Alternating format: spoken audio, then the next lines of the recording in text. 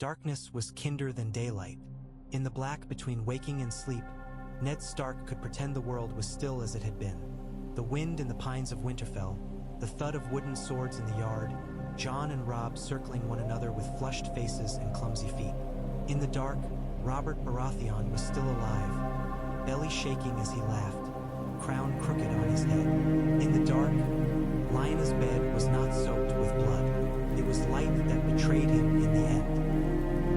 He came to with a gasp that tore his throat, as if a noose had tightened there again. His hand flew to his neck, fingers scrabbling for the bite of the sword, the cold kiss of steel that never came.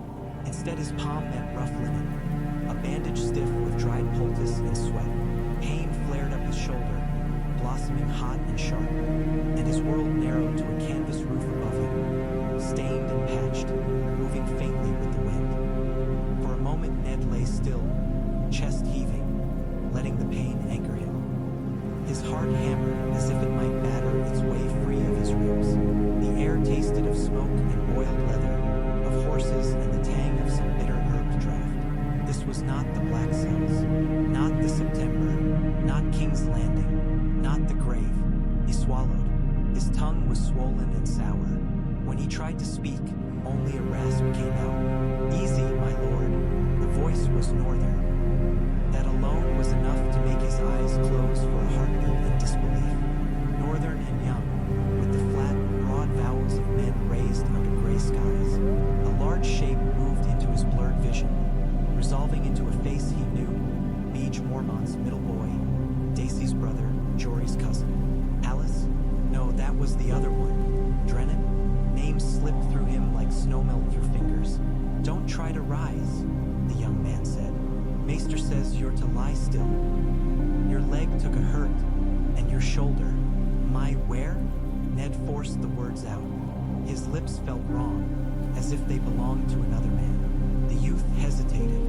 "Riverrun, my lord. Riverrun. Tully Country. Catelyn's home." Ned closed his eyes again.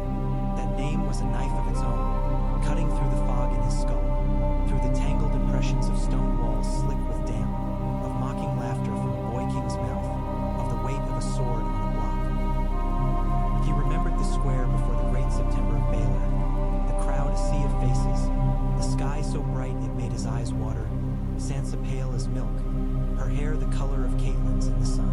He remembered saying the words, "I am Eddard Stark, Lord of Winterfell and Hand of the King.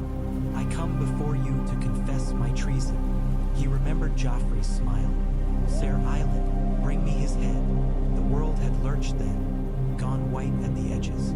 Hands had seized him, shoved him, forced him down. He remembered the coolness of stone beneath his cheek, the reek of his own sweat, the roar of the crowd rising like a storm, the sound of his daughters screaming his name, and then nothing, a mercy or another cruelty.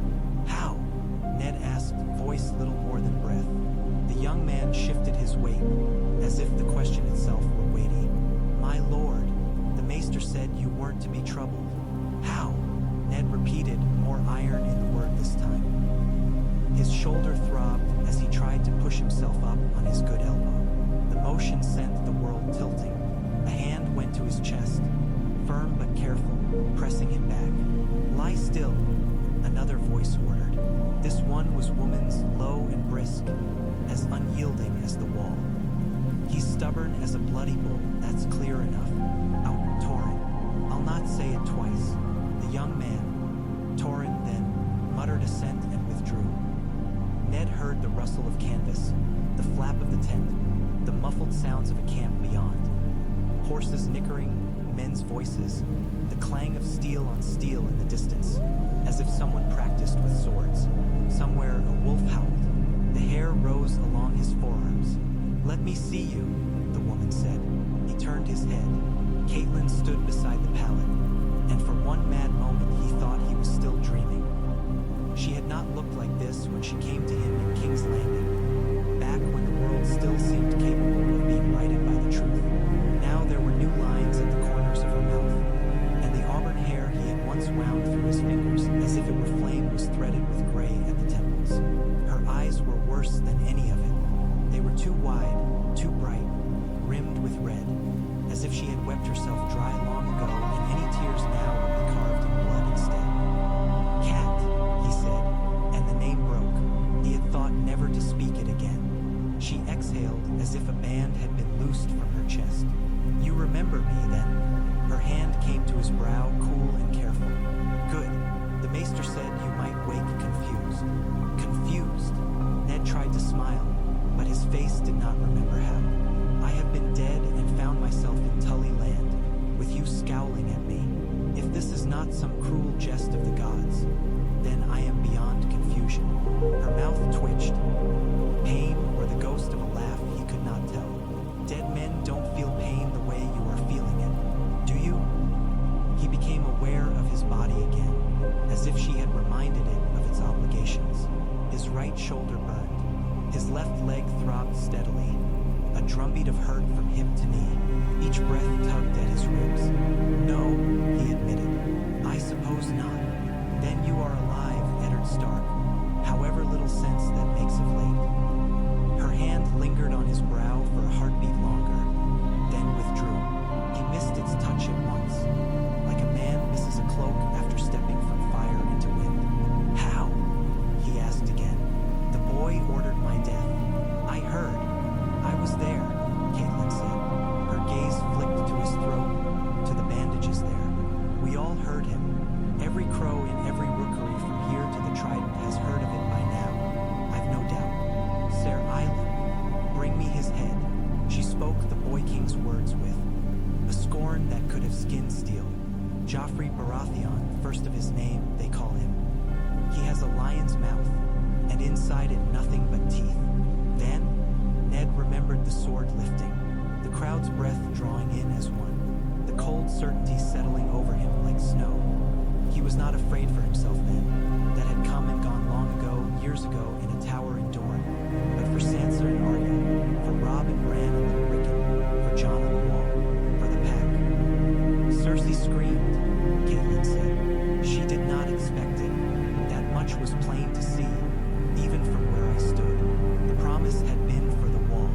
The small folk have little enough to hope for, but they know a broken oath when they hear one. The crowd turned, quick as a snake. Someone threw a stone, then another.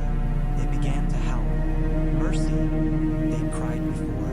Mercy, mercy for Lord Stark. When the boy changed his mind, they cried other things.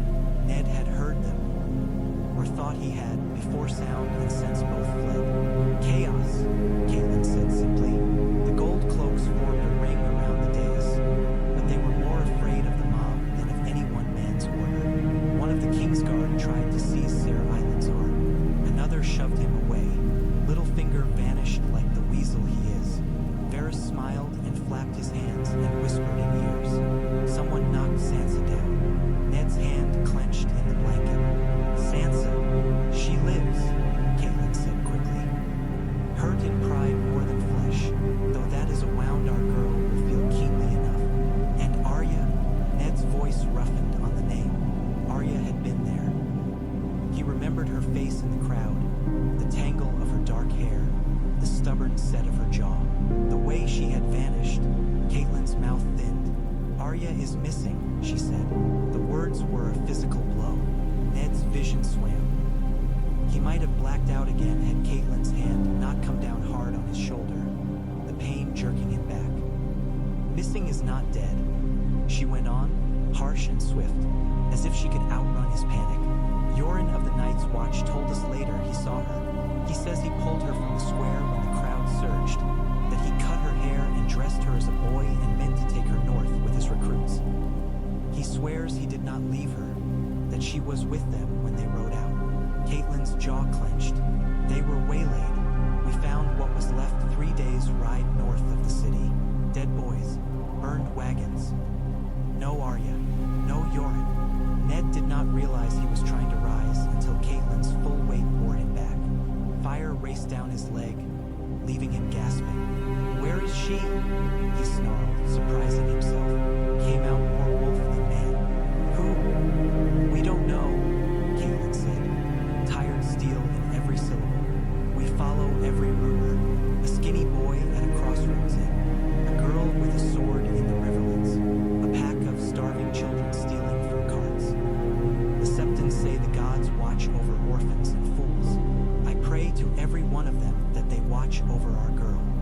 Ned shut his eyes. Lina, he thought, I have failed you twice. He saw his sister as she had been in life, all wild smiles and tangled hair, in the yard at Winterfell with a borrowed blade in her hand, mocking Brandon's footwork. He saw her as she had been in death, pale and still beneath a canopy of bloody flowers. He heard her whisper, "Promise me." Ned, he had promised. He had broken his word in the only ways that mattered. "How am I here?" he croaked. His throat ached with more than bandages. "You say there was chaos, but I remember the sword." "There was chaos," Caitlin agreed. "And in chaos men make choices." Her eyes slid away from his. That was how he knew who to ask before he even heard the footsteps outside the tent. "Send him in," Caitlin called. The flap opened. Ned smelled wet dog and cold iron even before the great gray head pushed through, golden eyes catching the lamplight. Gray wind patted into the tent as if he owned it, all lean sinew and low menace. His fur brushed the canvas walls, and the space seemed smaller for his presence. Behind him came a taller shadow. Robb Stark ducked under the tent flap, and for a heartbeat Ned's breath caught in his chest. It was like looking back in time and forward at once. The boy was longer in limb than when Ned had ridden south, broader in shoulder, with the hint of a beard along his jaw. The curls had grown out, a wild auburn mane that fell into his eyes that were darker now than Ned remembered, not for color but for what lay behind them. He wore no crown, but he did not need one. Responsibility sat on him like mail. Gray wind brushed against his hand as he stepped inside, a low whine in his throat as he came closer to the bed. "Father," Robb said. The word was rough, as if he had swallowed it and coughed it up again too many times in empty rooms. "Robb." Ned looked at his son. Truly looked, not as he had in memory, frozen at 14 with a too large sword in hand, but as he was now, a man near full grown, yet not, a boy who had led men into battle and watched them die, a lordling who had heard his father condemned a traitor. You should be at Winterfell." Robb's mouth pulled sideways in something that might once have been a smile. "I didn't stay, Father. You know that much. Else you'd not be here." "The boy marched at once," Caitlin said quietly. "When word of your arrest reached us, he called the banners. The North came." Gray wind nosed at Ned's hand, snuffling the bandages. Ned lifted his fingers to the direwolf's head, burying them in the coarse fur between his ears. The beast's warmth was a comfort he had not known he needed until it was there. "You're hurt," Robb said. Concern flared through the wary calm in his voice, a flash of the child he had been. "I've known worse," Ned lied. "The hurts of the flesh were one thing. There were other wounds." "You nearly weren't hurt at all," Robb said, and something hard crept into his tone. "You nearly weren't. At all." Caitlin drew in a breath, but Ned raised his good hand minutely. "Let him speak. Tell me," Ned said. He looked from his son to his wife. "No more half-tales. I need to know what was done and by whom." Robb's gaze dropped briefly to the floor. Gray wind flicked an ear, picking up some emotion Ned could not yet name. "The Kingsguard," Robb said. "Some of them at least. Ser Barristan Selmy tried to stop him, they say. Drew his sword in front of the Boy King. Old as he is, he'd have taken half the gold cloaks with him if they'd come at you. But it wasn't the gold cloaks that moved first." Robb's mouth twisted. It was Sandor Clegane, the Hound. Ned remembered the man in flashes. Burnt face, brutal humor, some strange mocking deference that was as much insult as courtesy. "He saved me. Don't give him too much honor," Caitlin said scornfully. "He saved his own skin." The crowd turned ugly. The small folk love you more than they love their little Lion King. As it turns out, stones started flying. Someone tried to climb the dais. "Clegane dragged you away to keep from being torn apart in the square," he said, "and likely from having Ser Island's sword stuck in his way while the mob rioted. He hauled you toward the Sept Steps. Barristan held off the others as long as he could. Long enough that men loyal to us could reach you," Robb said. "Men who'd been watching for any chance. Your men, Father, Jory's kin.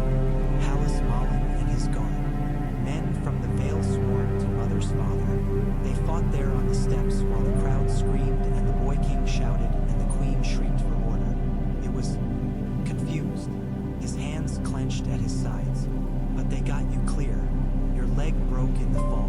Someone struck your shoulder when they tried to pull you away from the headsman's block. You were half dead when they carried you out through the back of the sept and into the streets. Ned swallowed the bile that rose.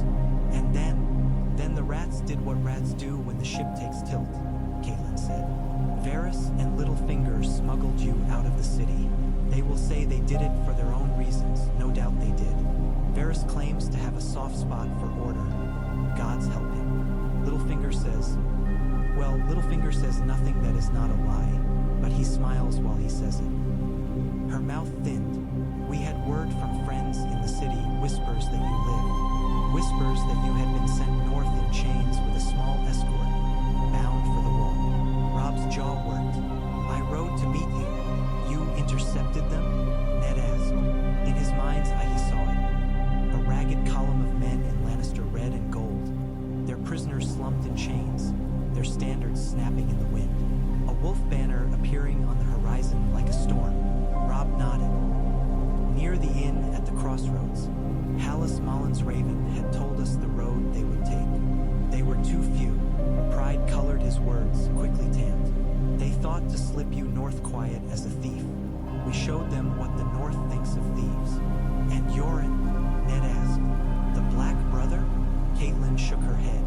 If he lived that day, he did not cross our path. Perhaps he went another road, or perhaps he was already dead. We only know you were there, and that you were not when the dust settled. Rob's eyes shone briefly. He looked away, as if ashamed to let his father see the softness. You were not breathing when we cut you loose. Maester Luwin says it was a near thing. He says the gods were not done with you yet. The gods are seldom done tormenting men, Ned thought, but he did not say it aloud. And now, he asked, where do matters stand? The realm? The king? Rob's face changed. The boy vanished from it, leaving only the young boar. The king is dead, he said, killed by a boar on a hunt, or so they claim. Ned closed his eyes. He had known it, of course. Varys had told him, in that reeking black cell, voice soft as silk as he spun out the tale. Still, hearing it from his son's mouth made it real in a new way. Robert is dead, he repeated. He felt as if someone had reached into his chest and taken something he had carried there for half his life. Whatever had remained of the laughing, brawling boy he had loved at the Eyrie had been dying for years in King's Landing, rotting under wine and weight and the slow poison of his own disappointments. Ned had tried to save him. He had failed. And his throne. Joffrey sits it, Caitlin said bitterly, or slouches in it more like with that crown sliding down over his eyes. Cersei holds the reins from behind, with her father's hand on her shoulder, pushing. Renly crowns himself in the south, Rob added, with the Tyrells at his back. The Stormlands and the Reach follow his banners. Stannis holds Dragonstone and writes letters naming Cersei's children bastards born of incest. He names himself king by right of law. Rob's lip curled faintly. The South fights amongst itself as ever. They squabble over a chair of swords while the Riverlands burn. Caitlyn's voice sharpened. And the Riverlands do burn, Ned. Gregor Clegane rides for the Lannisters, putting villages to the torch, raping and pillaging under color of war. They hang men for refusing Lannister levies and steal children from their mother's arms. Every day some new horror comes to us. Her hands trembled suddenly, and she folded them together to still them. Your father died at King's Landing at the hands of a mad king, burned in the very hall where they now sit. Your brother died trying to defend him. Now Lannisters sit where Aerys once stood, and they call you traitor. Ned lay silent, listening. Beyond the tent, a gust of wind set the canvas to snapping faintly. Gray wind paced once in the confined space and settled by the bed, his flank warm against Ned's hand. The direwolf's heart thudded steady beneath his fingers. And the north? Ned asked at last. Winterfell? Bran? Rickon? Alive, Caitlin said. BR. And can't walk. The fall saw to that. But he lives. Rickon too.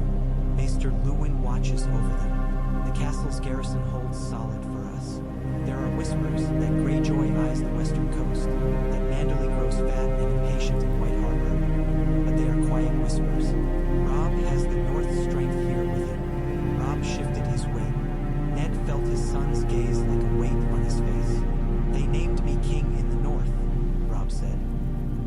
words fell into the tent like stones into deep water, sending ripples Ned could not yet see the edges of. He stared at his son. King, he repeated, more to taste the word than anything. Robb gave a short, almost defiant nod. At Riverrun, after we heard of what they meant to do to you, after we learned of Lord Renly's crown and Lord Stannis' letters, the great Jon spoke for us. Lord Karstark agreed. All the northern lords. We have no king but the king in the north, they said. They raised their swords and named me. Catelyn swallowed. They were angry, she said. Angry that Southron justice took your head in all but truth. Angry that Robert's brothers squabble while Lannister dogs run free. Angry that every slight against us goes unanswered. They remembered the old kings. They remembered the vows they swore to Winterfell. Robb cut in. Not to some fat king in the south or to the lions who toppled him. To you, father, to our line. They would have you if they could, but you were dead. His throat worked. I was not. Ned let out a breath he had not been aware of holding. His mind skittered like a frightened horse, trying to find solid footing in a landscape that had shifted beneath him like a river changing course. King in the North. The title smelled of cold iron and pine resin, of old stories from the time before Aegon's dragons. He remembered hearing those tales by a Winterfell hearth, little Benjen wide-eyed beside him while old man spoke of the Stark kings who had ruled when the wall was young. Men with hearts of ice and wolves at their heels, men who took no orders from Southron kings because the South had not yet learned to name itself thus. It was done in anger, Catelyn said. They meant to honor you, Ned, to set a wolf against the lions. And now you live, Robb said. He met his father's gaze squarely, the boy and the man warring in his eyes. I told them you would. I told them you were too stubborn to die for their games. Something in him cracked then, his voice roughened. I rode to you because I needed you, God's father. I have needed you every day since you rode south. Ned felt something twist inside him. You have done well, he said quietly. The North answered your call. You led them south. You broke Jaime Lannister in the Whispering Wood and took him captive. You held your army together after your father was branded traitor. You brought them here to Riverrun to defend your mother's house while the mountains burn. He shook his head minutely. There are many older men who could not claim as much. Robb's jaw clenched. Praise did not sit easy on him. In that, at least, he was very much his father's son. It is not enough, Robb said. My sisters are still captive. Arya may be dead. The Riverlands still burn. Lannisters still sit Robert's throne. And the men call me king. The last word tasted of ash in his mouth. I have no right to it with you alive. Ned's first instinct was to deny it. Of course Robb had no right. Of course the title was a mistake. A thing born in the heat of grief and fury. A fire that ought to be quenched before it burned down everything they had left. But another thought followed hard on the heels of that one, swift and sharp as a knife. Robert is dead. A lion's whelp wears his crown. The Baratheon brothers squabble over the scraps. The South seeks to use us as pieces on their board again. He thought of his father in the throne room, armor cooking him alive as he hung from the ceiling. He thought of Brandon strangling himself trying to reach a sword that had never been meant to be reached.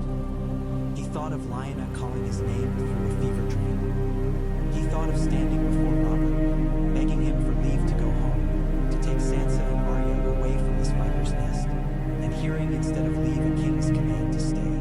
He thought of his own mistake, confronting Cersei with the truth, giving her time to coil and strike. He had trusted in honor, in law, in friendship, in the shared blood spilled on the trident. He had been wrong. Ned Stark had always sought to keep the peace of the realm, to hold the center while men on every side pulled and pushed. He had thought the realm something that could be held, something worth bleeding for. Even when he had glimpsed its ugliness, he had believed in the idea of it, if not always in the men who ruled. Now, lying on a pallet in a leaky tent, feeling the ache of his broken body and the weight of his family's losses pressing on his chest, He wondered if he had not mistaken a dung heap for a field worth tending. "I will not take a crown," he said at last. The words surprised him in their certainty, but once spoken they felt true. "Not while my son wears it. It would shame you to be set aside like some steward when you have won your people's love with your own courage. And it would shame them to have their oaths treated as a child's game." He drew a careful breath. "But I am not dead, and while I live, I will not see the north bent beneath a southron yoke again." Rob's shoulders dropped a fraction, some tension easing that he had perhaps not known was there. "What would you have me do then?" he asked.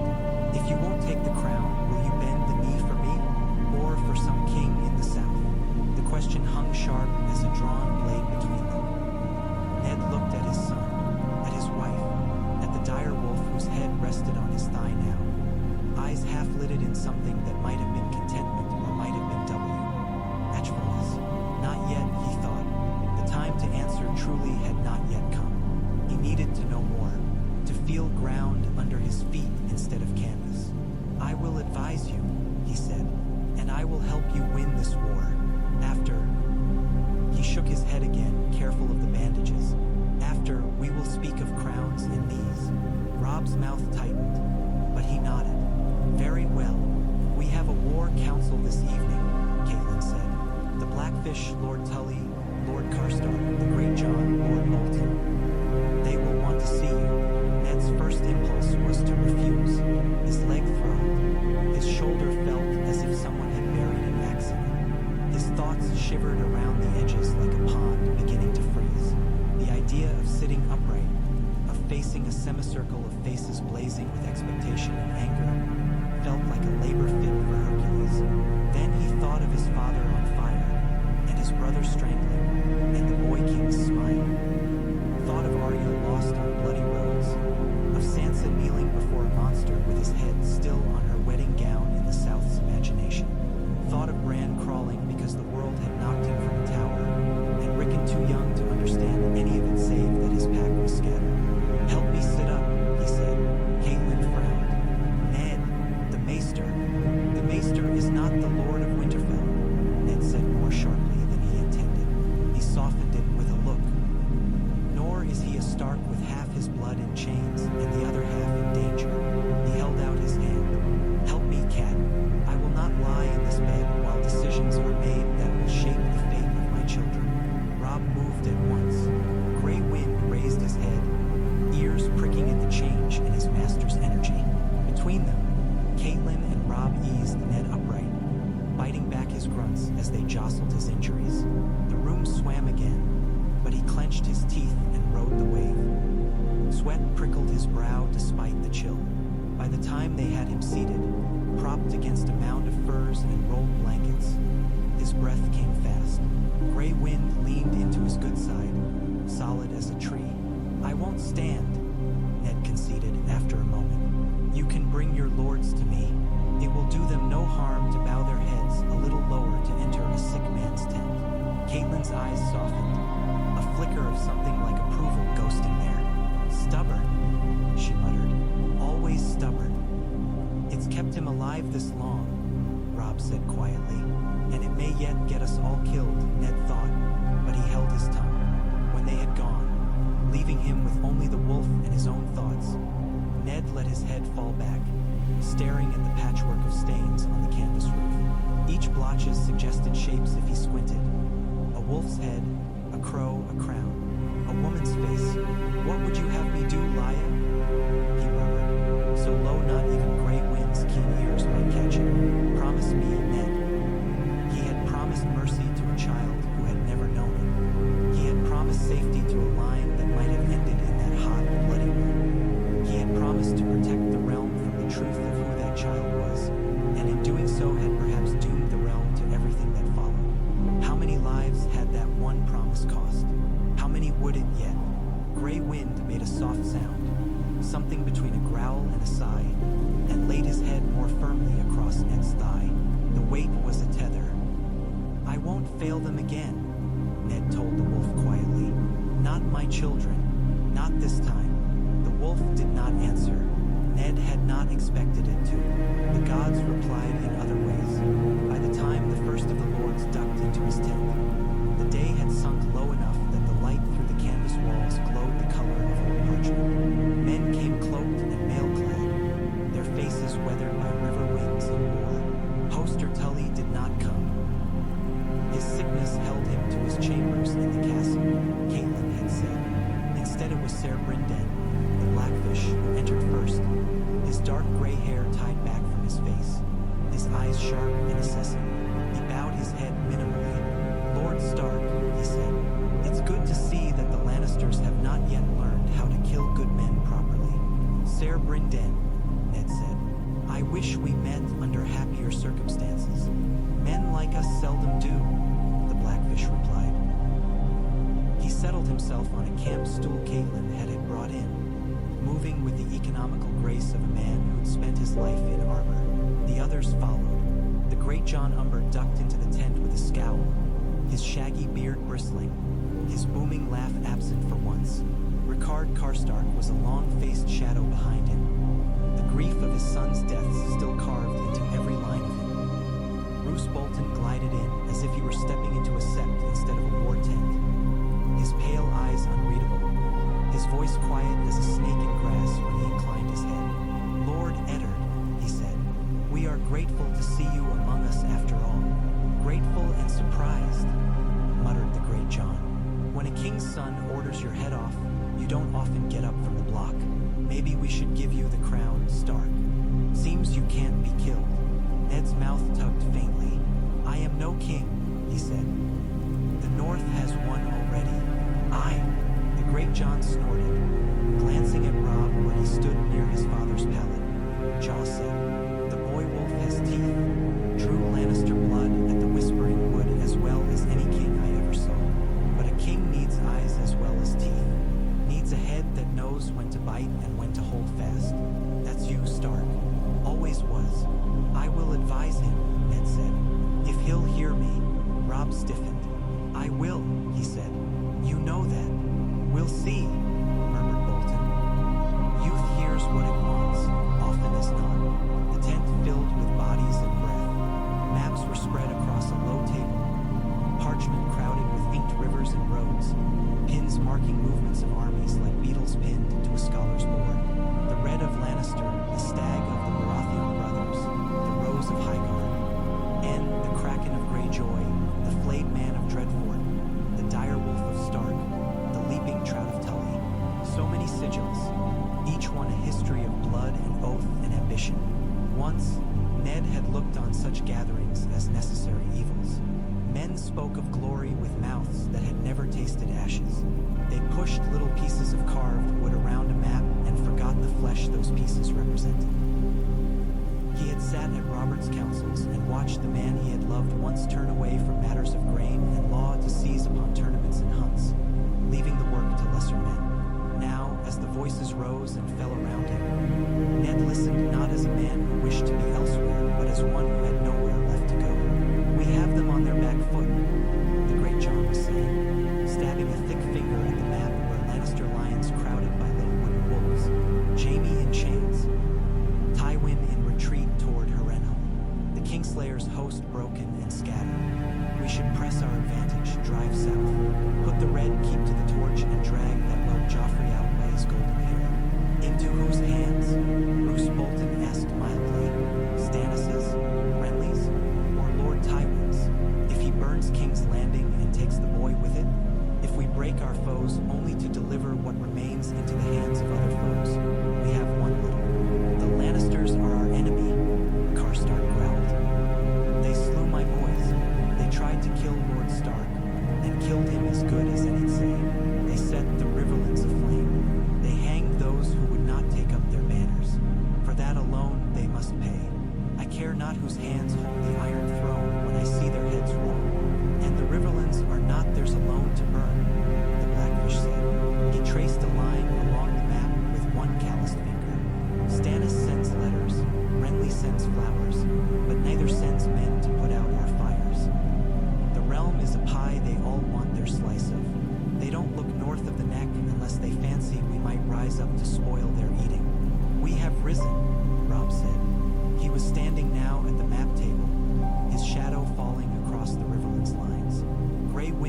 not far, yellow eyes tracking every movement. We have bled for this war. The trident runs red, and the lords of the South think it coin well spent so long as our blood buys their crowns. Ned watched him. There was a strain in Rob's voice he recognized, a tautness like a bow under too much pull. It was there in the faces of the other men too. They were raw from battle, from loss, from the grinding uncertainty of a war whose shape changed every week with each new raven. What we need, Caitlin said from her place near the tent pole, is safety for our people, for my father's folk, for my daughters. We cannot march blindly toward blood and call it victory because we have spilled more than the other side. Every corpse leaves someone behind who will someday call us foe instead of friend. It was not the first time she had said such. Ned had heard the ghost of these arguments in her letters from Winterfell, in the way she had spoken in King's Landing when she had come south with Tyrion Lannister as her prize. She hated this war, even as she accepted the need to fight it. Her anger was like ice, not fire. Sharp, slow to thaw, leaving frost wherever it lay. To gain safety, we must win, Karstark said. You don't get much safety from losing, my lady. Sometimes you gain more from withdrawing, Roose Bolton observed. From letting your enemies chew on each other until they're too toothless to bite north. Ned closed his eyes briefly, thinking of the letters Stannis sent, the claims he made, the gossip that filtered into the northern camp from southern tongues. Bastards, incest, monstrous. The words themselves were like rot on the air, but they changed little in truth. Joffrey was not Robert's son. The real Baratheon line lay with Stannis or Renly. The South tangled itself in its own webs, and in doing so snapped the strands that had held realm loosely together. The question before us, Ser Brynden said, is whether we swear to one of Robert's brothers or stand alone. If we bend the knee to Stannis, we gain the claim of law and perhaps his sword. If we bend it to Renly, we gain the strength of the Reach. If we bend it to neither, we hold the North and Riverlands apart and hope the fighting in the South leaves us time to settle our own matters. Renly is a green boy who plays at kingship like he plays at tourneys, the great Jon snorted. Stannis is flint. He'll never bend, and he'll break any who try to bend him. I don't doubt his claim, but I don't like the taste of his justice. We've had our fill of that sort. Law matters, Caitlin said sharply. If Joffrey is not Robert's son, the realm must know it. Men have bled for the lie. Men will bleed for the truth even more, Roose said. You pull that stone from the wall, and the whole keep comes down. Perhaps it should, but men like us will be under it when it falls. Ned listened, saying nothing. The names washed over him. Storm's End, Highgarden, Dragonstone, Casterly Rock. Once he would have weighed each in turn, measuring the honor or lack thereof in the men who held them. Robert had taught him to think of the realm as a single thing. Jon Arryn had shown him how fragile it was. Now, hearing his bannermen and his wife speak, he wondered if the realm were not instead a great beast with many heads, each one snapping in the other's throats, keeping it standing only by their mutual terror of letting one rule alone. What do you say, Lord Stark? He opened his eyes. The Blackfish was looking at him. So were the others, their faces expectant, wary, hungry. I say this, Ned replied slowly. Once, I bent the knee to a Southron king because my father and brother lay dead and I had no choice. I did it because my friend asked it of me, and because I believed it would bring peace. For 15 years I held to that peace, as well as I knew how. I took my children south at my friend's command and tried to mend what could not be mended. I risked everything on the belief that honor and truth could still mean something in King's Landing. He let the words hang there, tasting their bitterness. I was wrong. A murmur went up, quickly stifled. Karstark's mouth twisted. The great Jon grunted in approval. Bolton's eyes remained unreadable. The men who rule in the South, Lannisters, Baratheons, Tyrells, Florents, have all known what was done to me, Ned went on. They knew the truth of Joffrey's birth, or could have learned it. They knew a man who had fought for the realm and the trident was put on his knees before a boy with no right to the crown. They knew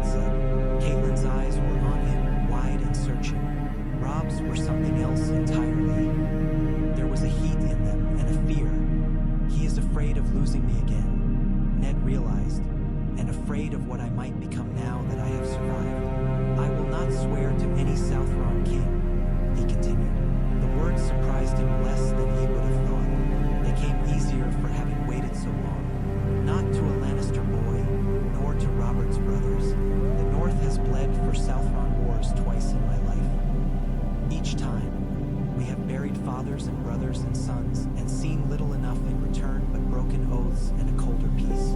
No more. Karstark let out a hiss of breath that might have been satisfaction. The great Jon grinned, wolfish. So we stand alone, Ser Brynden said quietly. We stand together, Ned corrected. The North and the Riverlands, at least. Others may join us or not as they will. I care little if they want their lion, their stag, their rose, or their flaming heart on the throne. Let them cut one another to pieces, so long as they know this. If they march north with banners raised against us, we will answer with fire and steel. If they burn our villages, we will burn their fields. If they raid our shores, we will break their fleets. I have seen my father die in a southern hall, my brother, and near enough myself. I will not see my grandchildren beg bread at some Southron court because we were too gentle to show the realm that wolves are not sheep. He had never spoken so. The words felt strange, harsh in his mouth, but he did not take them back. There is more than the South to think of, Catelyn said, a warning in her voice. The others. The dead walk in the north, Ned said quietly. Faces turned toward him. I saw one brought south, beyond the wall. Jon wrote me of it. Benjen rode after the truth and did not ride back. There are things moving in the cold that do not remember crowns or sigils. Once, the whole realm held together to repel them. So the old stories say. So the old stories say. The great Jon echoed skeptically. My grandsire said a lot of things when he was deep in his cups too. You'd have us make peace with lions and krakens while ice demons dance at our doorstep. Is that it? No, Ned said. I'd have us make sure that when the dead come, we are not chained to a throne in King's Landing or bled white fighting over who wears a crown there. I'd have us strong in the north with our own laws, our own armies, our own food, owing no oath to men who've proved their oaths weaker than a spring thaw. When winter truly comes, the South will remember us. They always do when they need our steel. Let them knock on our door then. We will decide whether to open it. Again, that hush. Ned could almost hear hearts beating. You speak of breaking the realm? Ser Brynden said. There was no accusation in his tone, only recognition. Of cleaving it at the neck and daring anyone to cross. The realm is already broken, Ned replied. We just lie to ourselves about the shape of the pieces. Better an honest break than a rotten hole. And the war. Robb's voice was low. Tywin Lannister still holds the field at Harrenhal. His raiders still scour the riverlands. Joffrey still sits the Iron Throne. Sansa is still in his power. Arya is lost. He swallowed. Do we turn our backs on them all, then, and go home? Ned looked at his son, at the herd there and the hunger, at the boy who had ridden south for his father and his sisters and found kingship thrust upon him like a second sword. No, he said, we do not turn our backs. We make war. Catelyn's head snapped toward him. Ned, on the Lannisters. Karstark began eagerly, but Ned shook his head. On every house that raised steel for the boy who put a sword to my neck, he said softly. On every lord who watched and did nothing. On every man who thought the North's loyalty a thing to be bought and spent like coin. He let the anger rise then, not like wildfire but like a winter storm, slow and implacable. We will not be their shield, nor their sword, nor their victims any longer. We will hunt lions in their own hills, break stags in their own forests, tear krakens from their own seas if we must. Not to put one king where another stood, but to make sure no southern king ever again thinks to use us so lightly. He knew what he was saying. Once, he would have called such talk madness. Once, he would have argued for mercy, for compromise, for a peace built on bruised feelings and clever words. Once, now he saw more clearly. The South had taught him in its way. Every vow broken, every promise twisted, every scria, overheard in some hidden corner of the Red Keep had stripped away another layer of belief. There was a hardness in him now that had not been there before, a cold core forming around a single truth. They will keep using us unless we make it too costly to try. You mean to put the fear of the North into them? Just the Lannisters. All of them. Yes, Ned said simply. And how do you propose we do that? Roose Bolton's tone had not changed, but there was a glimmer in his washed-out eyes now that made Ned's skin crawl. Feats of terror have a way of getting away from their makers. We start with the lions, Ned said. We make Harrenhal their tomb or their prison. Tywin Lannister must not be allowed to retreat to his rock with his tail intact. We break his strength in the Riverlands so thoroughly that the story of it is told on every road in Westeros. We make every Southron lord who sent his sons to fight us count the cost twice before he does so again. We take their ransoms, their walls, their pride, and if we must, their blood. But we do not do as Aerys did, burning men for whispers. We do not take pleasure in cruelty. That is the difference between us and them. He looked at Roose then, meeting those pale eyes. We make it clear that we are terrible in our wrath, but not mad. Bolton's lips curved in something like amusement. Terrible but not mad, he repeated softly. A fine distinction. Let us hope the singers will make it for us. They will, the great Jon declared. And if they don't, we'll make them sing the right tune or cut their tongues out. He slapped the map table with a meaty hand. I say we give the Lannisters what they've been giving us. War without quarter till they yield, or we grind their bones for mortar. Catelyn's gaze on Ned was heavy with worry and something else he could not name. And Sansa? She asked quietly. Ned closed his eyes for a moment. Sansa, kneeling before the Iron Throne, reciting the words Cersei had put in her mouth. Sansa trying to make herself small. Sansa, looking at him on the sept steps with terror and trust mingled. We will get her back, he said. We will get them both back if Arya lives. I will not leave my daughters in that snake's nest, but we will not buy their freedom with oaths that make us slaves. If we must bargain, we will bargain from strength, not supplication. And if the Boy King won't deal with us fairly, his hand moved on Grey Wind's head, then we will cut our daughters free from whatever chains they are in, even if it means pulling down the whole Red Keep stone by stone. The image came to him unbidden. King's Landing in flames again, as it had nearly been in Robert's Rebellion. Dragonfire replaced by some other inferno. The thought chilled him. He did not want that. He was no Tywin Lannister to burn a city to make a point, but he would not flinch from what needed doing, not any longer. Not if the alternative was another Stark on his knees before a mad boy. We have lost much already, Ser Brynden said.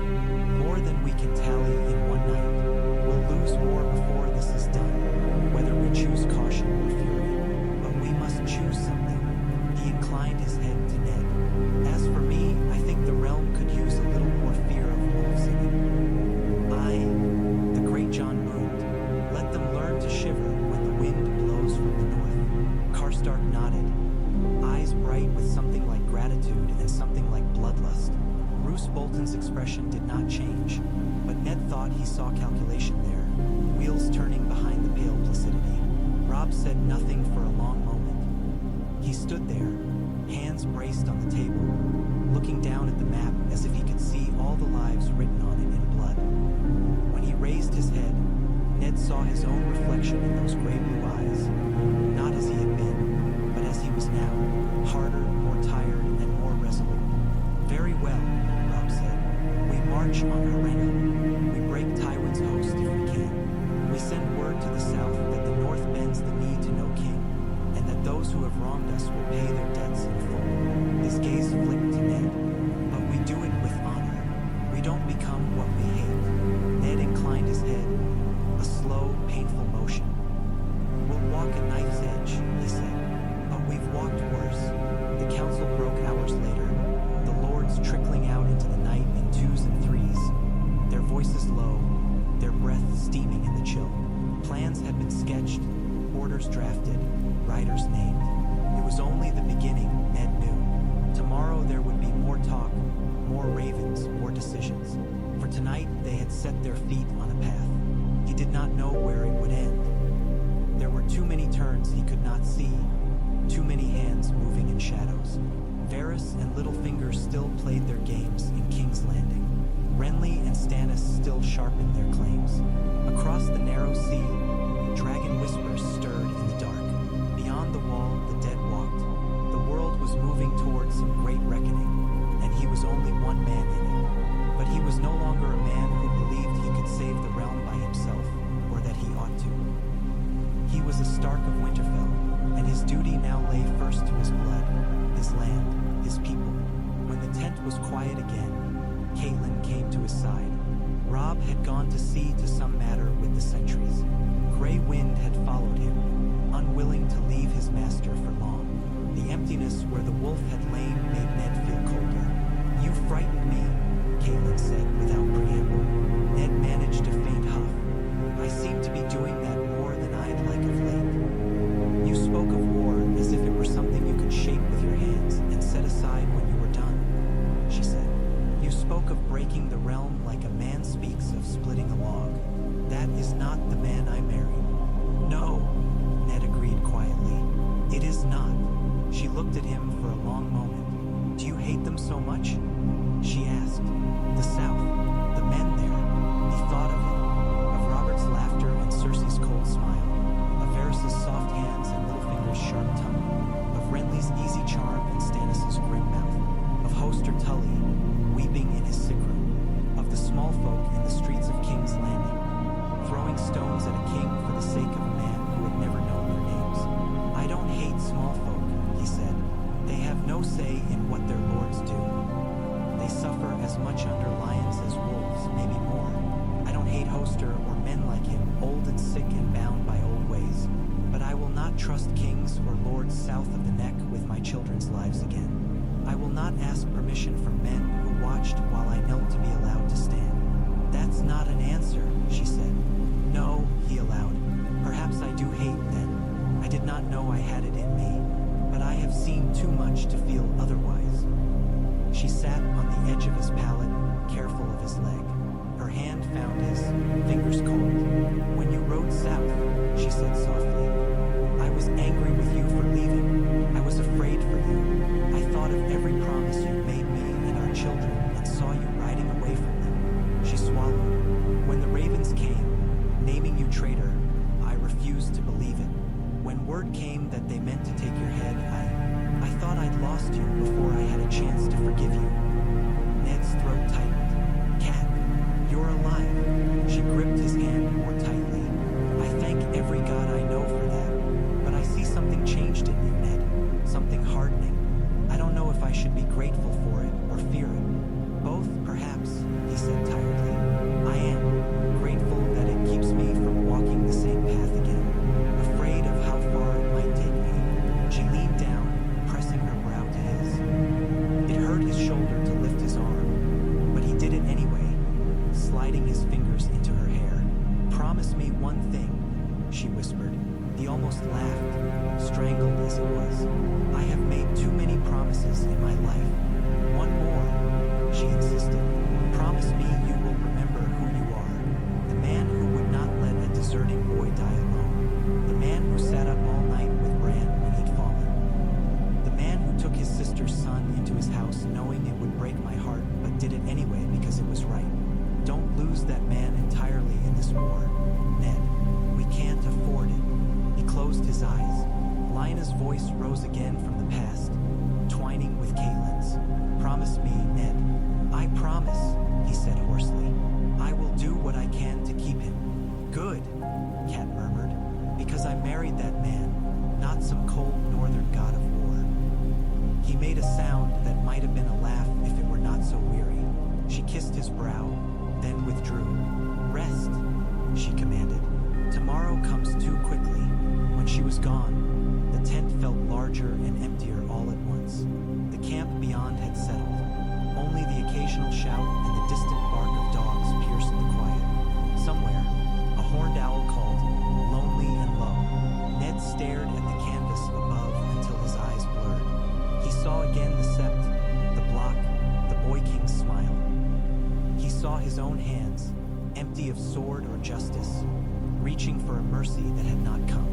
He saw his children's faces, Robb stern, Bran's hopeful, Rickon's confused, Sansa's frightened, Arya's defiant. Jon's, too, up on that cold wall, looking south as if he could see everything happening in the world beyond the snow. He felt something settle in him then. Not peace. He doubted he would know peace again in this lifetime, but a kind of grim resolve. A line drawn quietly but irrevocably. The South had taken his father, his brother, his sister, almost his own head. It had taken his children's innocence, their safety, their futures. It had taken his friend and turned him into something fat and empty. It had gnawed at the North for generations, biting pieces off whenever it grew hungry for men or gold. No more. Whatever came, crowns, corpses, winter itself. He would see to it that the cost of preying on the North became too high for any man to pay. He would make them look north and see not a land to be taxed and bled, but a wall of ice and iron and wolves that could not be moved. He was not a man built for war of his own choosing. He was a steward, a keeper, a protector. But sometimes, he thought, protection meant more than patching roofs and meting out quiet justice. Sometimes it meant picking up a sword and laying waste to anything that threatened what you loved. "Let them come," he murmured to the darkness. No one answered. Outside, the night wind shifted, carrying the scent of distant smoke and nearer pines. Somewhere beyond sight, gray wind lifted his head and howled, the sound rolling out over the sleeping camp and into the riverlands beyond. The war had already begun. Now, Ned Stark thought as sleep finally dragged him under, it had a heart as well as teeth. Dawn seeped into the tent in thin gray bands, turning the stained canvas from black to the color of dirty bone. Ned woke not with a start this time, but slowly, as a man rises through deep water. Pain was waiting for him at the surface, but it did not strike him like a hammer as it had before. It sat in his bones instead, familiar, a dull ache in shoulder and leg and ribs. His throat felt raw, as if he'd been shouting. He lay still for a while, listening. The camp was different at dawn than in the deep hours of night. Then you heard little but the mutter of sentries, the occasional snort of a horse, the river's sleepless whisper beyond the earthworks. Now there were other sounds layered over those. The clatter of pots, the low murmur of men greeting the day, the scrape of whetstone on steel. Somewhere, a man laughed, the sound brief and surprised, as if he'd forgotten he knew how. Closer at hand, there was the soft rasp of breath that was not his own. Ned turned his head carefully. Robb was slumped in a camp chair. Near the pallet, chin on his chest, curls falling across his brow.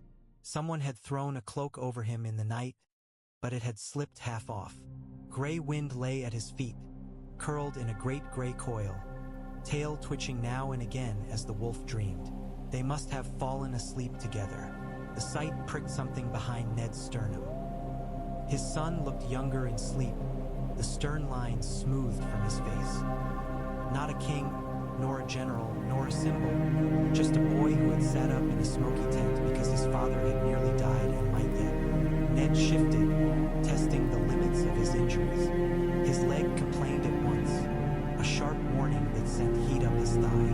When he tried to move his shoulder, he found it bandaged snugly to his chest, his arm immobilized. "You'll tear the stitches if you keep it that." Robb's voice, thick with sleep, broke the silence. He blinked his eyes open, squinting into the dimness. When he saw Ned awake and watching him, he sat up quickly, the cloak sliding away. "You should be in a bed yourself," Ned said. Robb scrubbed a hand over his face. "I was," he muttered. "Then I wasn't. The maester came, looked at you, muttered that you'd live to be a nuisance, and left. After the council," he shrugged. "I meant to stay an hour, or two." Gray wind yawned hugely, showing a mouthful of teeth, then rose and padded to Ned's side. The dire wolf sniffed carefully at the bandages again, as he had the day before, then huffed and settled his great head on Ned's good thigh with a finality that brooked no argument. "You won't be getting up without his leave,"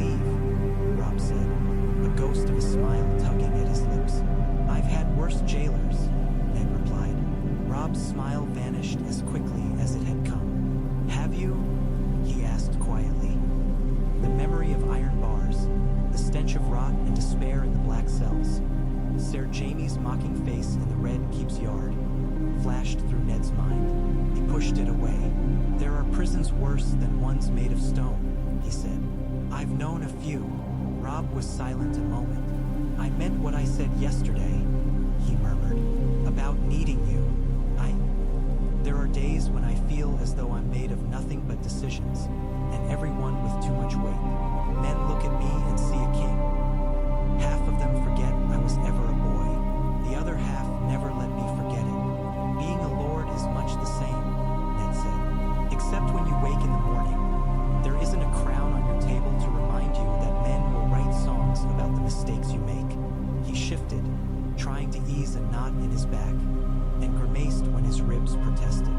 You've done well, Rob. Better than I might have at your age, truth be told. Doesn't feel like it, Rob said. He stared at his hands, turning one over, studying the calluses on his palm. Feels like every good thing I do puts us in the path of something worse. I win a battle, more men come to kill us. I save a village, 3 more burn. The lords cheer me when I tell them what they want to hear, and then look at me as if I've grown a second head if I speak of anything else. Such as peace, Rob said, with a wry twist of his mouth. Mercy, they hear me speak of ransoms and hostages, and they nod. When I ask what happens after, when we've beaten back the lions and the war's done, they don't have much to say, or they talk only of spoils. And what do you say? Ned asked. Rob hesitated. That I want my sisters back, that I want the North safe, that I want our people not to wake in the night afraid someone's putting a torch to their thatch, that I'd like not to spend the rest of my life sleeping in a tent, none of which sits well with making an example of the South. He glanced up, searching his father's face. You spoke last night as if you meant to set the whole South to the sword, he said, to put the fear of us into every house from Dorne to the neck. I did, Ned said. There was no use pretending otherwise. And I mean it still. Rob's jaw tightened. Then tell me where it ends. The question surprised Ned. It was not one he would have asked at Rob's age. Then the world had seemed simpler. There had been a mad king and a usurper prince, a line to be crossed and held. Vengeance had been a fire in his belly. Justice, a sword in his hand. He thought of it now, of where that road had led. To a Baratheon with a crown and a Lannister for a queen. To a realm whose peace had been as brittle as glass. Perhaps it doesn't, he said frankly. Not as cleanly as we'd wish. War seldom ends where men think it will. We say we fight for one thing, and by the time the last man has died, we've forgotten the first cause and found 10 new ones. That's not an answer, Rob said, echoing Caitlin from the night before. There was frustration in his voice, and fear. If we mean to make war on every southern house that failed you, we'll be fighting till Rickon's beard is gray. If Rickon lives long enough to grow a gray beard, we'll have done something right, Ned said. Rob made a sound that might have been a laugh, choked as it was. You cannot fight everyone at once, Ned went on. No more than you can mend every roof in Winterfell in a single day, but you can set a pattern. You can show men that there are consequences for the choices they make. When Robert called his banners, the North rode for him because we believed in him. We believed he would be a different king. We were wrong. The men who call themselves king now watched what was done to me and weighed their chances. They're still weighing them. We'll add new weights to their scales. Rob frowned. How? By making examples where they will be seen, Ned said. Tywin Lannister is first because his house is strongest, and his crimes are freshest. He burned the Riverlands before the realm was even truly at war. He put swords in the hands of monsters like Gregor Clegane and sent them to do what even he did not want his banners seen doing. When we break him, we do it. In a way that tells every lord who ever thought to profit from such methods that the cost is too high. That still sounds like burning half the South, Rob muttered. Ned regarded him. Do you think me a man who would salt fields and slaughter small folk for the sake of a song? No, Rob said at once. Then slower, no. But I heard what you said. We will hunt lions in their own hills, break stags in their own forests, tear crack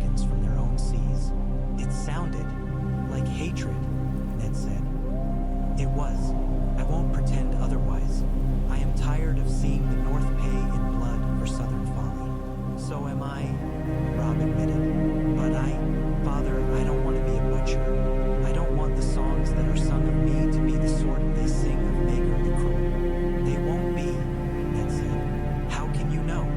Because you have the sense to ask that question, Ned said quietly. Maegor never did. Ares didn't either, nor did Tywin. They thought their strength enough to justify whatever they did. You know there's a line, even if you can't see it clearly yet. Rob exhaled, some tension easing from his shoulders. And you? He asked. Do you still see it? Ned thought of the boy on the throne, of Cersei's eyes, of the mad satisfaction in Joffrey's smile when he said, Ser Island, bring me his head. I am learning where it lies again, he said, perhaps from further north than before. Rob digested that in silence, then nodded slowly. Then tell me how we do this, he said. How we make them fear us without becoming something worse than they are. Ned drew a breath, feeling his ribs complain. By remembering that we fight for something, he said. Not just against others. We fight for the North, for the Riverlands, for our own people.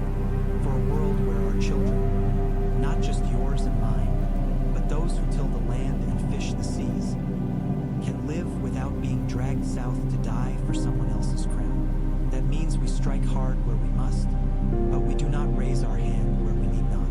We hold to guest right. We do not murder children. We do not burn a city because we have the power to do so. We kill when we must, and each death sits on our conscience like a stone. The day it doesn't, we've already lost. Rob's gaze drifted briefly to his own hands again, as if he could see the blood on them. I remember every face, he said softly.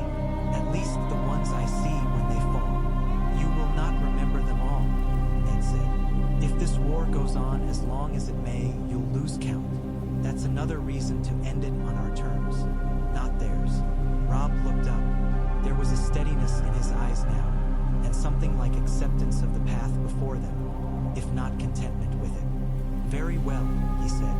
We'll break Tywin. We'll make every lord who ever thought to follow his example think twice. And when the south looks north, they'll see a wall of wolves, not a field of sheep. A grim smile touched his mouth. I can live with that. That's the point, Ned said. So can our people. The tent flap stirred. A squire's voice called softly, My lords. Rob straightened. What is it? A raven, your grace, the boy said. From the east. The maester sent me with it. He says it came from Dragonstone, though he's not certain. The seal was... The boy faltered, searching for the word. Broken, Ned suggested. Wrong. The squire blurted and flushed.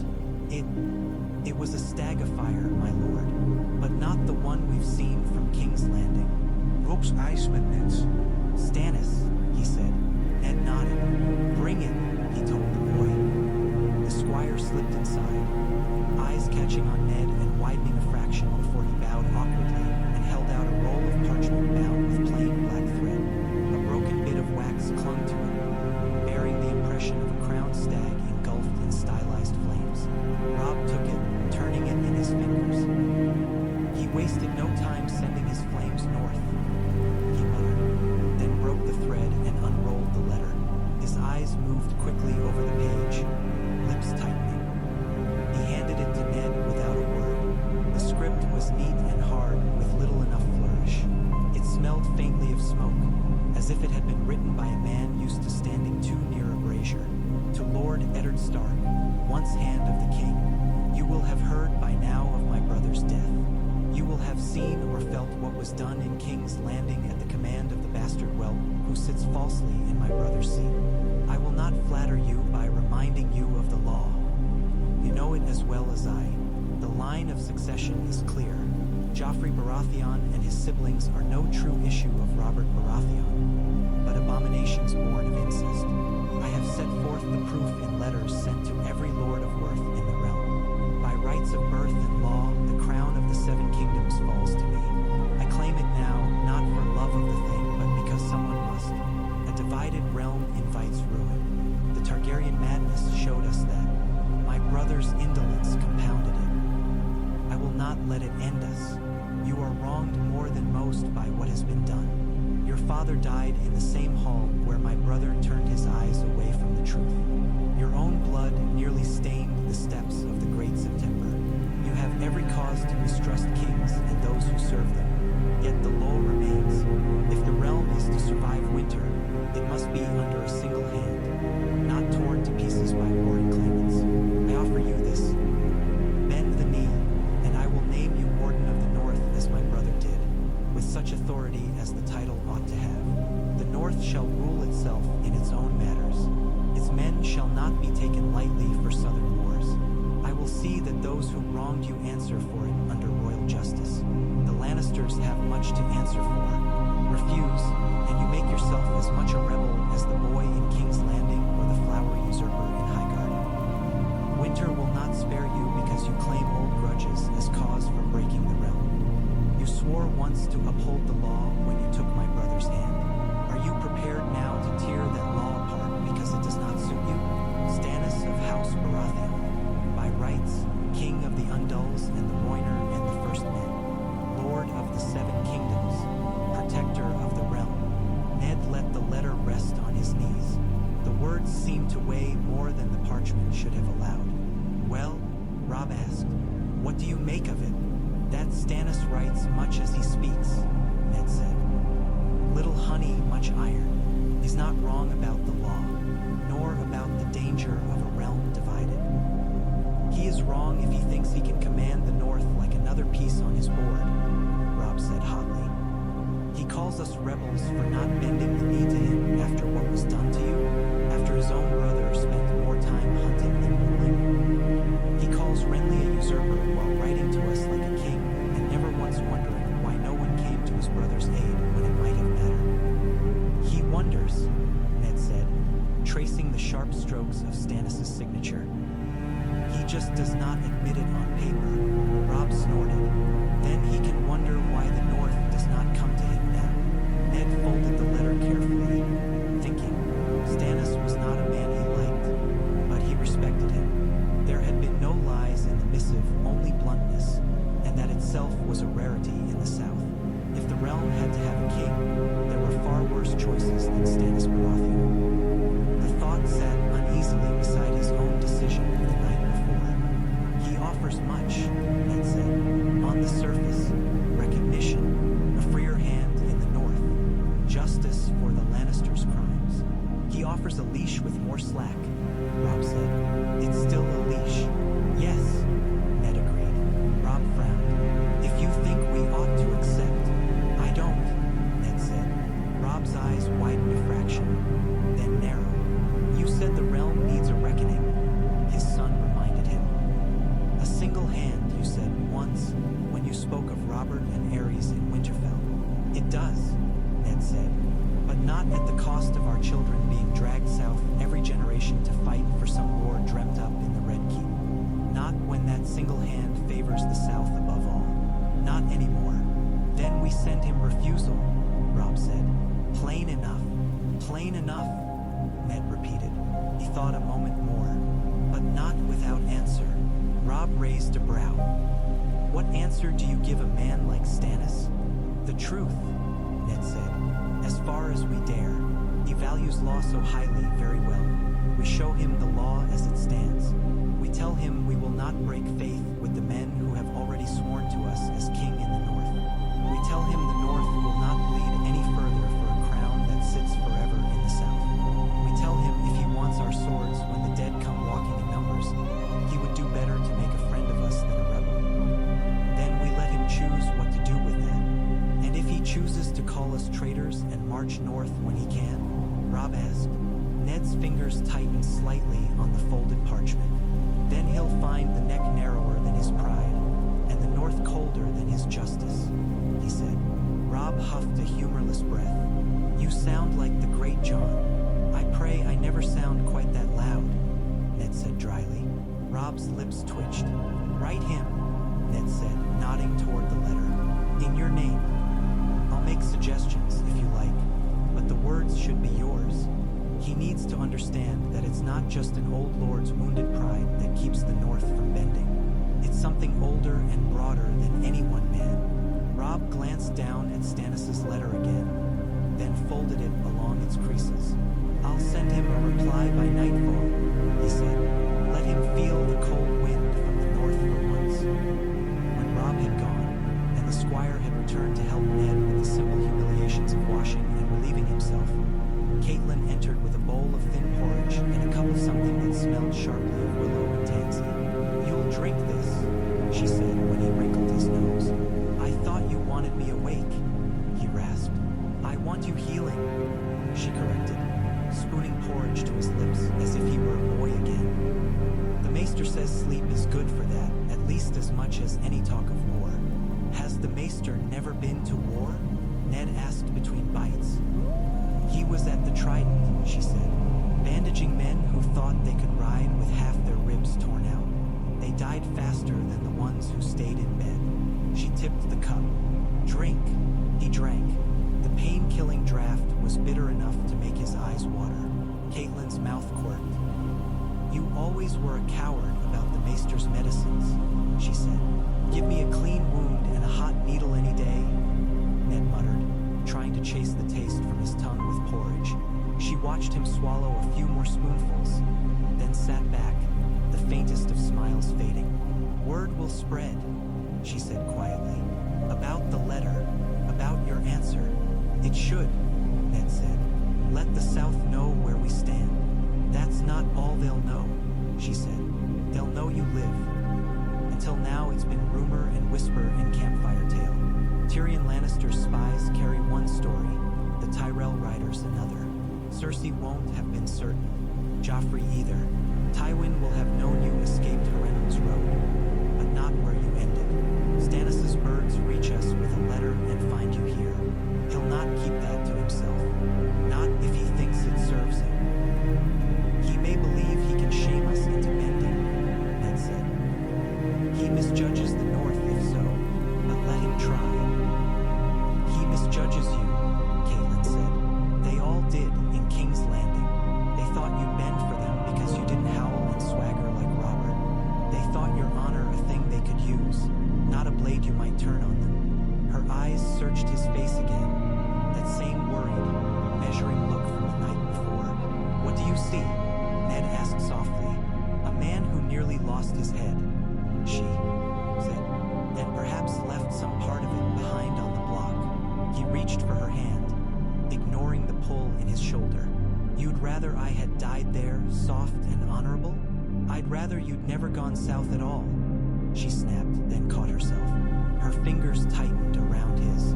But no, I'd rather you be here, hard enough to keep breathing. Ned, so much of what's happening now is because Southron lords could not imagine that a man like you would ever change. She swallowed. Make sure they're right to be afraid of that change. The draft was beginning its work. His eyelids felt heavier. Ned fought the tug of sleep. There was too much to be done, too many choices to make. Yet his body had its own say. I'll not turn into some Riverlands butcher, he said. I swear it. Good, she said. We have enough of those already. She kissed his brow again, smoothing his hair back as she rose. The gesture was so familiar it eased something tight in his chest. Rest, she said again. You can glare at lords and frighten Southerners after you've slept. He dozed despite himself, drifting in and out while the camp moved around him. Faces floated through his dreams. Lyanna, her hands full of winter roses. Jon Arryn, white as bone in his death shroud. Robert, laughing with wine wet on his beard. The boy on the Iron Throne, shouting for his head. Arya, hair hacked short, running down some muddy road, sword in hand. He jerked awake at one point to the sensation of being watched. For a moment he thought it was the dream lingering. Then he saw the shadow near the tent pole. Theon, he rasped. Theon Greyjoy stepped into the lamplight, tucking his thumbs into his belt to cover whatever uncertainty lay in his hands. He had grown taller, though he had been near-grown already when last Ned had seen him. His face was lean, his black hair still worn in that careful disarray that spoke of hours spent achieving it. He wore a sword at his hip and a smirk on his lips.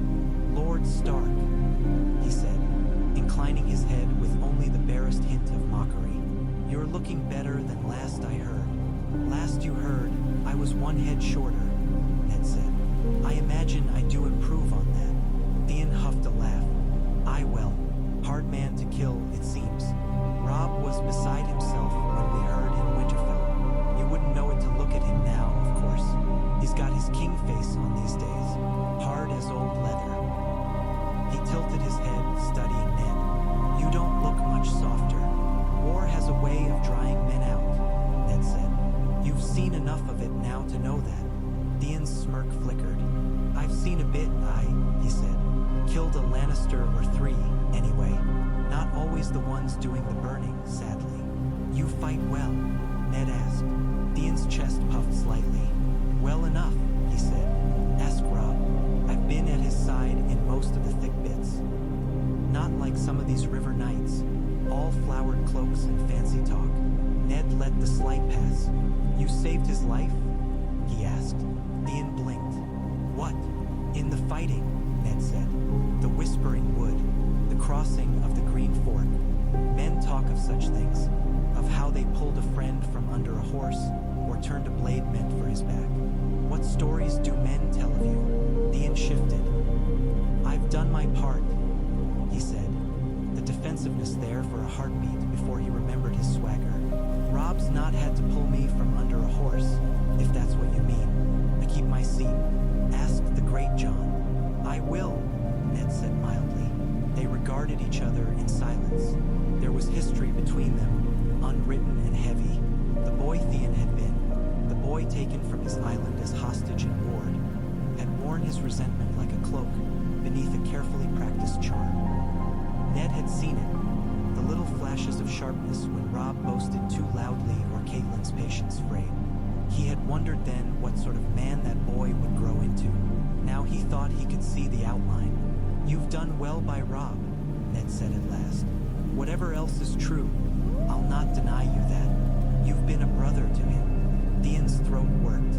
"And to your other sons," he said. "Bran, Rickon, Jon even.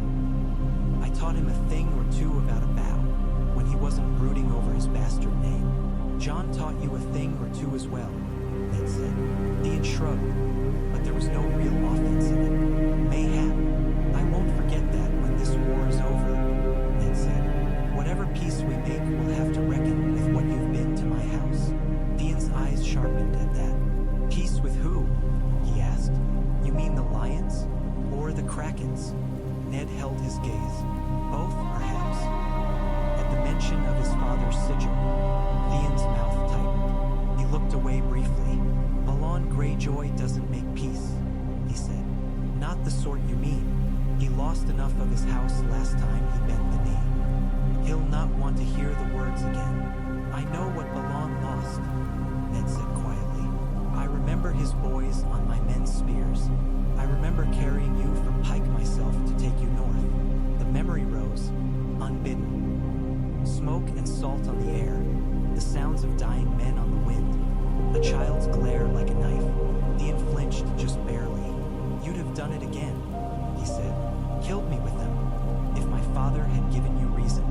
"I would have," Ned said. There was no kindness in lying about it now. "I had Robert at my back and the realm at my side. I had to make sure the islands would not rise again while we fought the remnants of the Targaryens abroad. If Balon had not bent the knee, he and his sons would have paid for it in blood, including you. And yet you spared me," Theon said. "I took you," Ned corrected, "as ward, as hostage. Your wife never let me forget the second half of that." Theon snapped. He caught himself at once, cheeks coloring. "Beg pardon, my lord. I mean, no. She was not wrong," Ned said. "I did what I had to for the North's safety. I will do so again if I must. If below, N thinks to take advantage of this war to send his longships raiding our coasts, he'll find the North less forgiving this time. We will not leave our shores bare while we fight lions. I'll not have another war on two fronts with my children's futures between them." Theon's jaw clenched. "You think I don't know that?" he asked. think I haven't had to listen to your bannermen talk of krakens like they're nothing but vermin to be stamped out? I hear what they say about my father. About the Isles better if Robert had finished the job, Karstark said once, when he thought I wasn't listening. Did he? Ned asked. He filed the information away without letting it show. Theon let out a breath, his anger deflating into something more complicated. I'm Greyjoy as much as I'm Stark, he said. Balon's blood runs in me, so does the North's milk. You taught me your ways, your gods, your honor. He twisted the word wryly. You expect me to want my father drowned. Your lords expect me to want their heads on spikes. I don't know what I want half the time, but I know this. If the Isles come raiding while we're down here, Robb will never forgive them. Nor you. No, Ned said quietly. We won't. Theon's eyes met his, searching, defiant, pleading, all at once. What would you have me do? He demanded. I'm one man. My father has his own notions. He didn't love me much when he gave me to you. He'll love me less for coming back with a wolf's crown in my pockets. I'd have you remember who you choose to be, Ned said. Lord or hostage, you've seen in the North a different way of ruling than your father's. You've seen what it means when lords answer to something more than their own whims. If you ever stand on Pike again with men listening to your voice, you'll have to decide which lessons you carry with you. Theon let out a short, harsh laugh. You speak as if you mean to send me there, he said. I mean to consider it, Ned replied. When the time comes. Theon stared at him. To treat with Balon? To give him a chance not to make himself our enemy, Ned said. If he insists on it, we'll answer. But if there's a way to keep war from the neck while we deal with Tywin, I'd be a fool not to try. And you'd send me into that? There was disbelief in Theon's voice now. Into my father's hall with a wolf banner at my back and a North that's broken from the south? I'd send you as a man of both worlds, Ned said. Or I wouldn't send you at all. Not yet. I've no intention of losing you to your father's folly. He shifted, grimacing as his shoulder complained again. We have time before we must decide. Tywin is nearer than Pike, and more pressing. Theon exhaled slowly. For a moment, the easy grin, the careless bravado, slipped entirely. A young man stood before Ned, skinny boy's bones still visible under the new muscle, caught between tides. I don't know what I'd say to him, Theon murmured. Father, don't be a fool is a fine start, Ned said. Theon snorted despite himself. I will. I'll remember that, if I live that long. He straightened, his usual swagger settling back around him like a cloak. I should let you rest, my lord. Robb will want me in the yard before the noon meal, or he'll have my hide. He'll have your horse's hide, more likely, Ned said. You always did ride too hard. That's what they say. Theon smirked, the old insolence flickering. He ducked his head in a half bow. Good to have you breathing, Lord Stark. Song would have been poorer without your head on your shoulders. I'll try to stay alive for the singer's sake then, Ned replied. When Theon had gone, the tent felt quieter in a different way.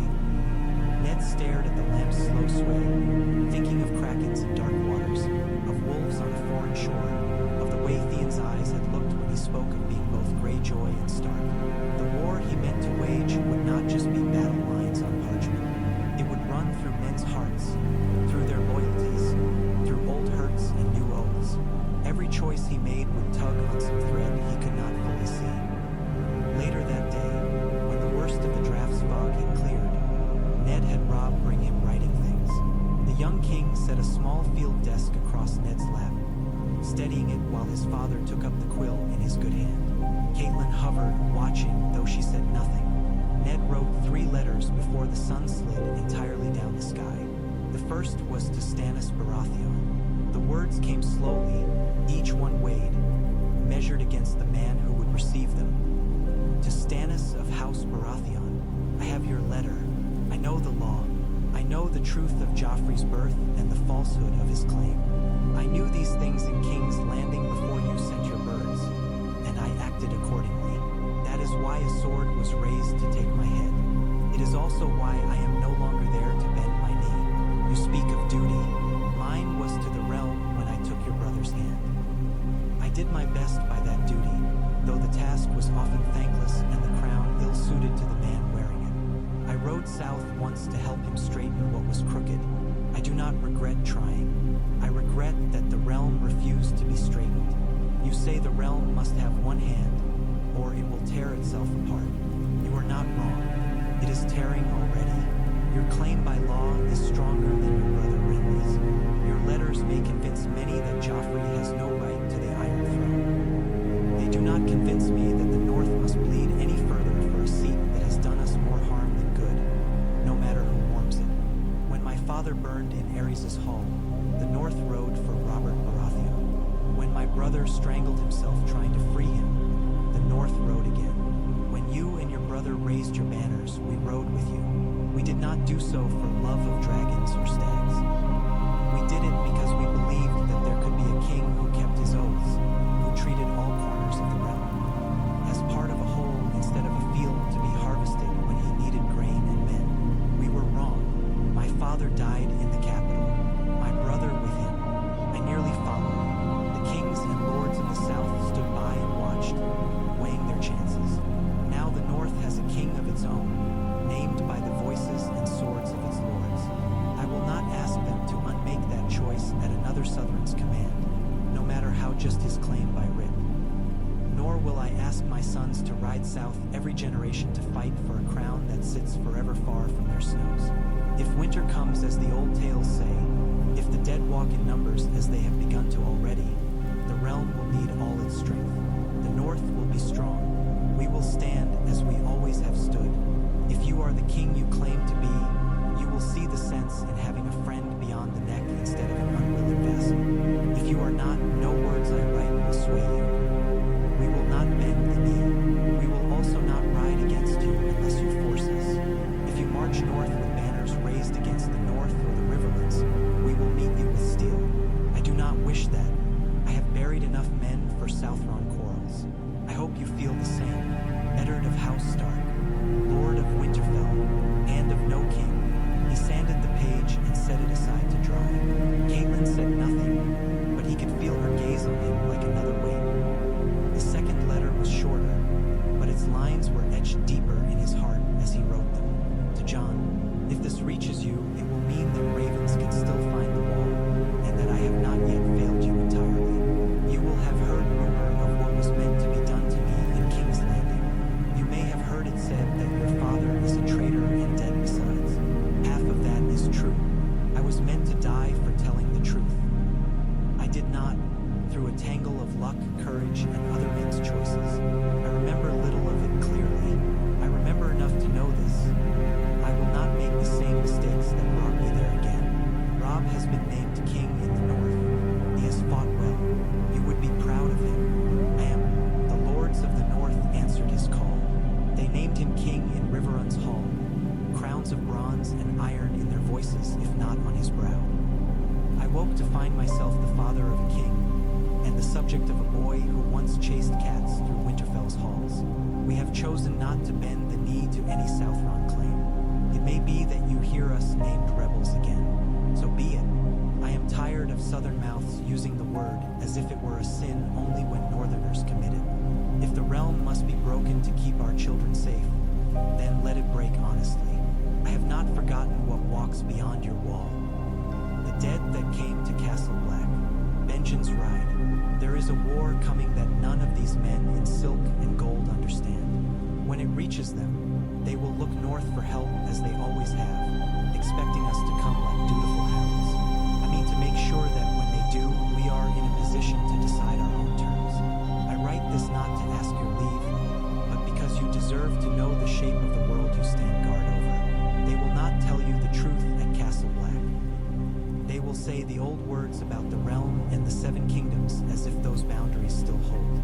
Remember that your blood runs from a place that has never truly been tamed by king or dragon. Whatever name you wear, whatever cloak wraps your shoulders, you are of the North. I am proud of you. That may be the only thing in this letter that matters.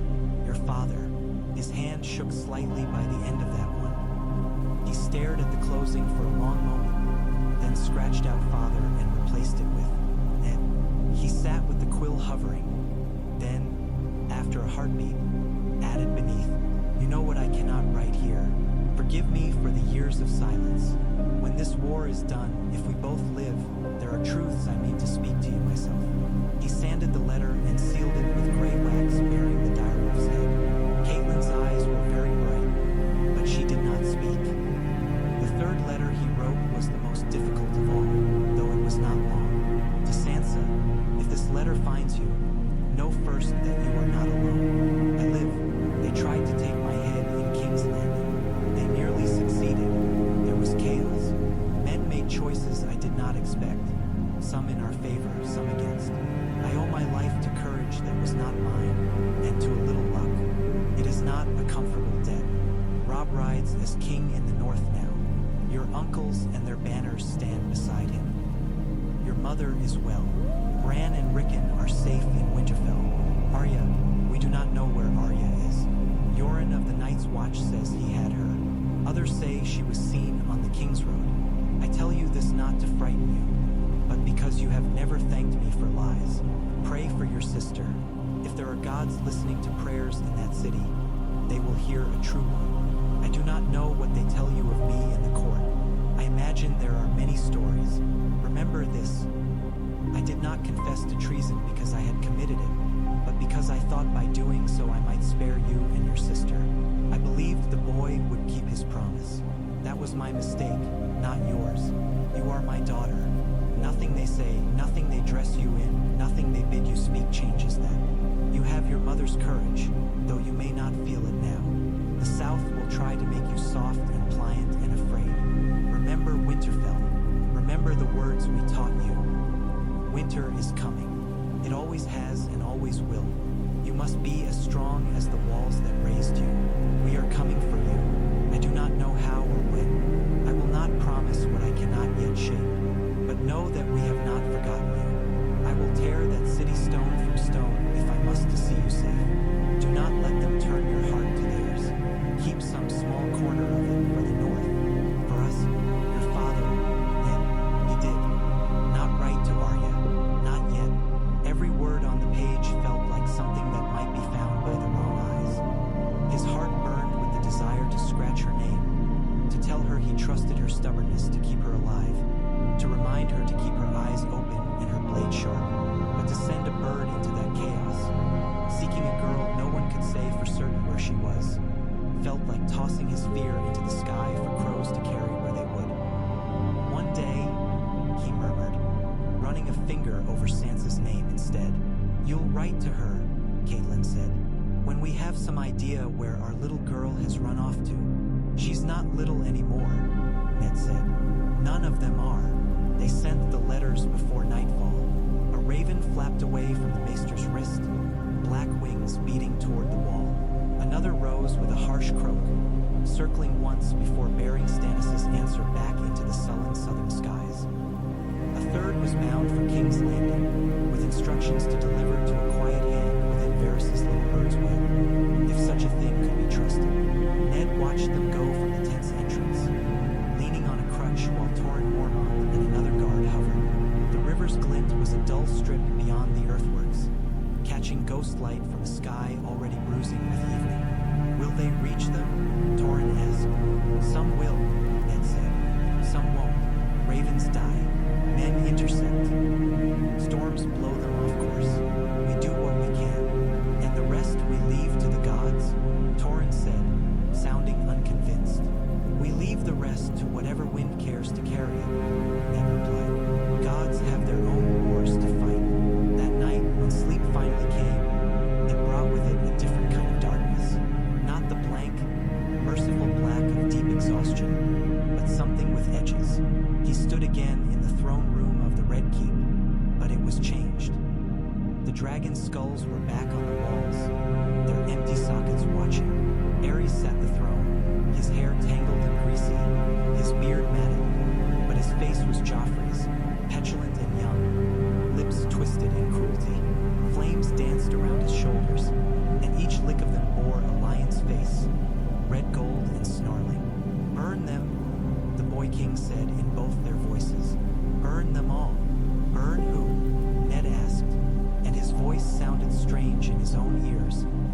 distorted as if spoken through water. Ahem. The king gestured carelessly with a hand that dripped blood. Ned followed the motion. The hall was full of faces. Robert's, bloated and purple. Lina's, pale and still. Benjamin's, half-shadowed by frost. John's, eyes black as night's watch cloak. Rob's, wreathed in smoke. Caitlyn's, hair streaming as if underwater. Sansa and Arya, back to back, holding hands. Bran in a chair, Rickon clinging to one leg. Theon's grin, half defiant, half pleading. Cersei's cold gaze, Tywin's flat stare. Littlefinger's smirk, Varys's soft, worried eyes. Stannis solid as stone. Renly, laughing with a crown of flowers. The lords of the north and Riverlands, their banners tattered. A girl with dragons blooming from her shoulders. Men in black armor made of ice. Burn them. The thing on the throne insisted. Or they burn you. That's how it goes. That's how it's always gone. Ned's hand went to the hilt at his side. Ice was in his grip, heavy and familiar. The great sword of House Stark. He raised it, and when the blade caught the light, it was fire that ran along its edge, pale and cold. Do you want to live? The king asked. Ned thought of his children, of the north, of the wall, of everything that hung on a choice he had already made and those yet to come. No, he said, I want them to. He turned from the throne. The hall fell away. He was standing on the neck, knee-deep in black water, reeds whispering around him. Ahead, the south spread out, hazy and indistinct. Behind, the north rose, stark and hard. Between them, a line in the mud that no crown could wash away. A hand touched his shoulder. He turned, expecting Lyanna or Caitlyn, or some god in the antlered mask of a hard tree's face. Benjen stood there instead, ice glittering in his beard.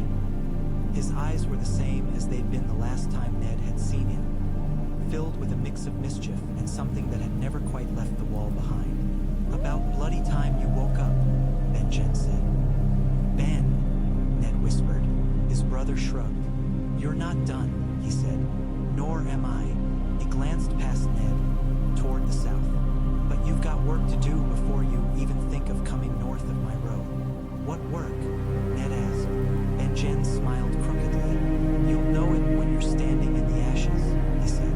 Question is, will you like the man you are then? Before Ned could answer, the reeds rose, curling around his legs like hands, pulling, tugging. The water surged up to his chest, his throat. He woke with a gasp, sweat cold on his brow. The tent was dark, save for the low glow of coals in the brazier. Gray wind was back, a hulking warmth at his feet. Outside, a dog barked once, answered by another. Somewhere in the distance, an owl called again. What are you still doing dying? Ned muttered to the dark, though he did not know if he meant himself or his brother. He lay there, heart pounding, until his breath slowed. The dream clung to him, sticky as spiderweb. He could still hear the question, will you like the man you are then? I don't have to like him, Ned whispered to the empty tent. I just have to be him, beyond the camp, in a many-towered castle of red stone. A girl with hair the color of Tully River water woke at almost the same moment, heart racing for reasons she could not name. She stared at the canopy above her and thought of home, and of a father's hand on her shoulder on the sept steps, and of the sound of a wolf howling far away. In the salt-stained halls of Pike, a man with iron in his voice and sea in his veins turned a letter over in his hand and scowled at the dire wolf pressed in. To the wax. He thought of a boy he'd given away and of a war that had not yet come to his shores. He smiled, thin as a blade. On Dragonstone, a harder man in a colder hall read a different letter twice. Then a third time, his jaw clenched tighter with each pass. He stared north, though there was nothing to see beyond stone and storm, and wondered if, by the time winter truly came, there would be any realm left at all to protect. In Harrenhal's shadow, Tywin Lannister sat beneath blackened stone and listened to the report of a spy who had slipped like smoke through the Riverlands to bring word of a wolf who should have been dead and now bared his teeth at every house that had thought to use him. Eddard Stark lived lives? The lion said softly, as if tasting some unpleasant medicine. And he's found his fangs at last. He began to make his own plans. And in the cold heart of the north, beneath a sky bright with hard stars, the wind shifted, carrying with it the faintest scent of something ancient and patient and very, very hungry. Ned Stark slept again before dawn, but it was not the gentle sleep of a man in peace. It was the rest of someone bracing himself against a storm he had already chosen to walk into, knowing the only way out was through, and that others would be walking behind him in his bloody footprints. When morning came, he was ready to begin.